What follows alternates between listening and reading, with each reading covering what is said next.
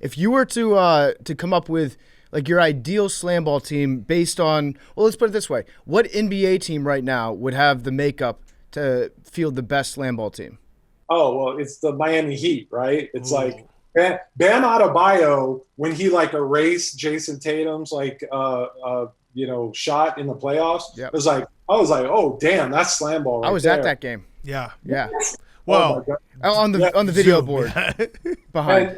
shout out to Jason Tatum who tweeted about slam ball last week. That was freaking awesome. Oh, yes. nice. But yeah, it's like it's like a grimy go get it kind of thing. I think that's a big thing. Is it like which is why I love you guys' show. It's like you guys are really interested in like the grit and the competitive fire as much as the spotlight and all the stardom that comes with the sports. And that's what I think slam ball really does. It doesn't take itself too seriously. It's super fun. Imagine slam ball being the thing you watch, bridging yourself from the end of the NBA season to the beginning of the NFL season. Yeah, so here's what you need to do. You need to offer, like a Rudy Gobert, you need to offer him an 80-year, like $3 million a year contract to play slam ball, something ridiculous like that to get you on the map. That's what you got to do. You got to offer someone a contract like that. Well, I think that we're actually looking for different athletes than the NBA is, right? The NBA is a very specific kind of athlete at different levels and stuff like that. But we're looking for guys that like have multi-sport backgrounds, right? Like Nate Robinson would be an absolute monster in slam ball because he played football at the college level. He played basketball at the college and pro level, right? And the idea that he could get up in the air and joust with anybody, right? No, you can't. Don't say he Not could joust anyone. with anyone. Jake Paul Still would. praying for him. Fair enough. Yeah. But it's funny though because he took the sports discipline thing a little too far when he stepped into the boxing. Yeah. That's true. All right. I actually think the Nuggets would make a pretty good team because you got Jokic, and you know what one like really underrated asset is of anyone on a trampoline is the guy that's your best friend that gives you the super bounce, double bounce. the double bounce that hits the trampoline right before you hit it. And Jokic is like 300 pounds. Get him and I guess Jamal Murray, and then Bull I got guarding the rim. bad news for you about Jamal Murray. He's hurt, I know, Yeah, okay. but he'll be back. Yeah, He always does come back. he does. All right, fine. Was it Michael Porter Jr.?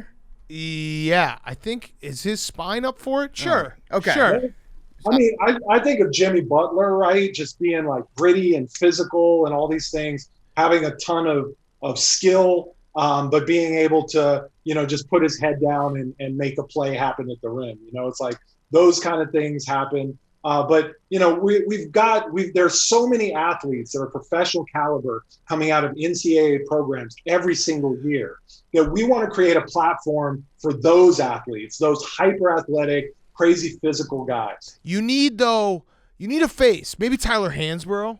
He's probably not doing anything. Psycho T. Yeah, someone who can just bleed all over the place and be like, holy shit, remember that guy? Tough Borland. Yeah, like give us something like that. All right, well, you should actually hire us. We could be blank GMs. blank check us to find the best team possible.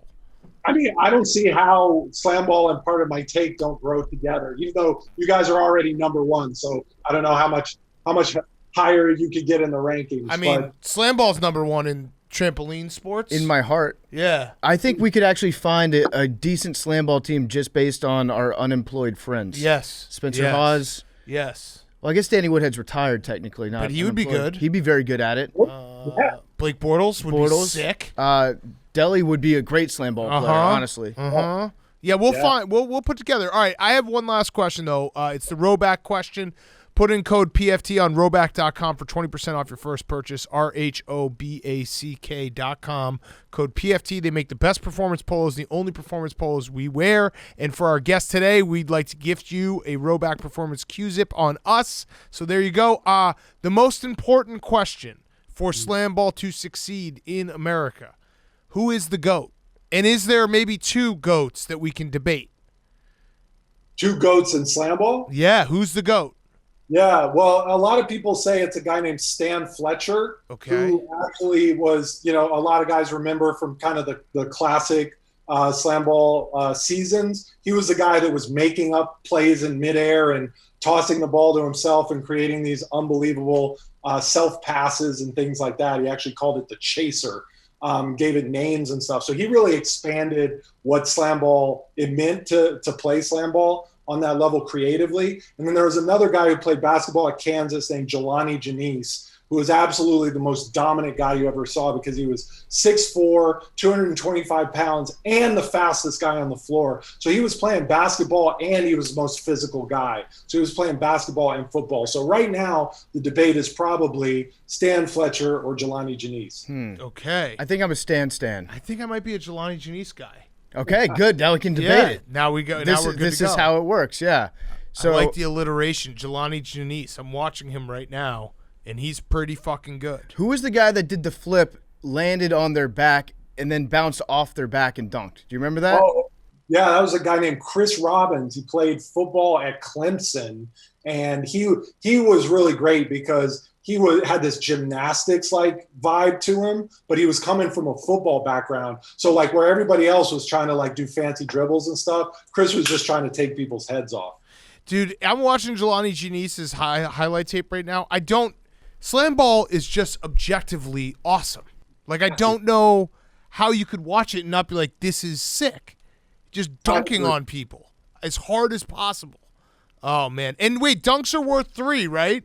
That was the rule? Dunks are worth 3, and regular shots are worth 1, correct?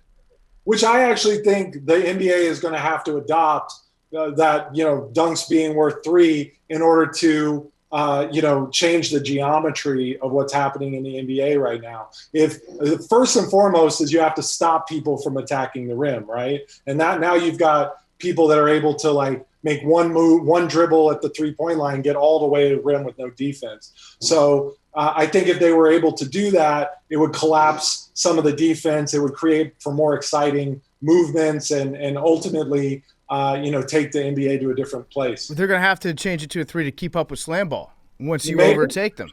Maybe. Well, we'll see, right? A very underrated part about Slamball is the full contact on the full court. Like they're just dudes at half court after they pick up their dribble, and you can just body check them. Mm-hmm. Yeah. And that's what we want to do is, it's that plus the penalty shot, right? In Slamball is a lot more exciting than a free throw. If you hit me, I get a chance to go one-on-one with you at the rim, which is, it's like a showdown at the OK Corral. And we want to make Slamball the betting sport of all betting sports. Oh. Like you're just betting on every single element throughout the game. These games are short format. They're 20 minutes. They're a television half hour, so you can watch a bunch of them in a row if you wanted to. So we think that Slamball is really optimized for right now, and we're definitely seeing that sentiment out there. All right, so a tip there is just make sure that all overs hit all the time. All over. Yeah, I don't know how you could possibly do it, but if all the overs hit, oh God, I'm watching all these highlights right now. These are sick. I'm watching the Stan Fletcher This is takeover such a game. hilarious fucking sport.